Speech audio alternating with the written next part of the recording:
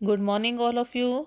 बच्चों, आज हम करेंगे आपकी हिंदी महाभारत की बुक का लेसन नंबर 37 अश्वत्थामा।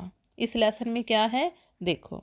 दुर्योधन की दशा और अपने पिता की हत्या से अश्वत्थामा बहुत दुखी था। वो दुर्योधन के पास गया और उससे कहा कि वो आज ही पांडवों को नष्ट करके रहेगा। तो दुर्योधन बहुत खुश हुआ। उसने अश्वत्थामा को अपना नया सेनापति नियुक्त कर दिया। अश्वत्थामा रात के समय कृतवर्मा और कृपाचार्य को लेकर पांडवों के शिविर में चला गया। वहां उसने सोए हुए धृष्टद्युम्न को पैरों तले कुचलकर मार डाला।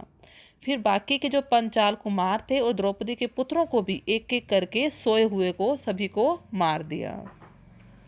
उस रात कृपाचार्य, कृतवर्मा व अश्वत्थामा ने ऐसे ऐसे अत्याचार किए जिसे आज तक ना किसी ने सुना है, ना किसी ने ऐसा कुछ जिसकी किसी को पता है। उन्होंने वहां आग लगाकर असंख्य सैनिकों को मार डाला। अश्वत्थामा ने आकर दुर्योधन को जो समाचार सुनाया कि पांडव पक्ष में अब केवल 7 ही व्यक्ति जीवित बचे हैं, तो ये सुनकर वो बहुत खुश हुआ।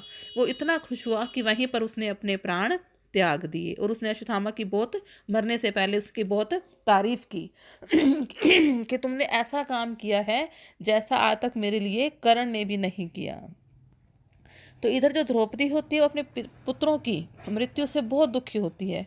वो चाहती है कि पांडव अश्वत्थामा से इसका बदला लें, इस हत्याकांड का बदला लें। तो पांडवों ने शीघ्र ही अश्वत्थामा को खोज निकाला और भीम से हुए युद्ध में वह हार गया।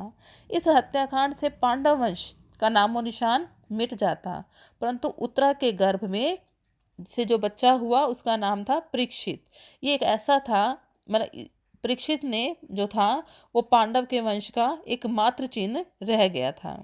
हस्तिनापुर में चारों तरफ हाहाकार मचा हुआ था। धृतराष्ट्र स्वयं युद्ध भूमि में आए तथा अपनी आप बीती बातों को याद किया और उसका विलाप करने लगे। नेक्स्ट लेसन है बच्चों आपका युधिष्ठिर की वेदना।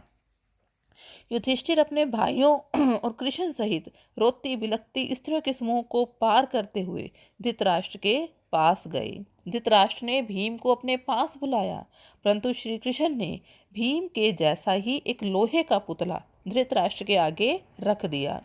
धृतराष्ट्र ने उस पुतले को भीम समझकर जोर से छाती से लगाकर उसको कस के कुचल दिया, उसको चकनाचूर कर दिया और मूर्ति चूर चूर हो गई। तो धृतराष्ट्र यह सोचकर दुखी हुए कि उन्होंने भीम को मार डाला है।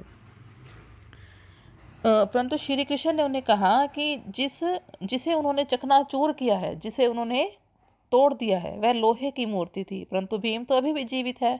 तो ये सुनकर धृतराष्ट्र का जो शोक होता है वो कम हो जाता है। धीरे धीरे उन्होंने अपना क्रोध भी शांत कर लिया। इसके बाद पांडव गंधारी के पास गए। गंधारी को शोक देखकर, जो गंधारी है वो बहुत दुखी होती है, उसके शोक को देखकर अर्जुन डर गया। परंतु गंधारी ने धीरे धीरे अपने क्रोध और शोक को शांत कर लिया तथा पांडवों को आशीर्वाद और द्रौपदी को सांत्वना दी, उन्हें दिलासा दिया। तो युधिष्ठिर के मन में पश्चाताप की भावना जाग चुकी थी। उन्होंने वन जाने का निश्चय कर लिया। सभी पांडव और द्रौपदी के समझाने पर उनका मन कुछ शांत हो गया। वे शासन सूत्र ग्रहण करने से पहले भीष्म पितामह के पास गए। पितामह ने उन्हें धर्म का मार्ग समझाया और उपदेश दिया और धृतराष्ट्र ने भी युधिष्ठिर को दिलासा दिया, सांत्वना दी। अब आपके 2 लेसन हो चुके हैं बच्चों। आपने इनका क्वेश्चन आंसर अपनी फेयर नोटबुक पे राइट भी करना है और लर्न भी करना है बच्चों। Thank you.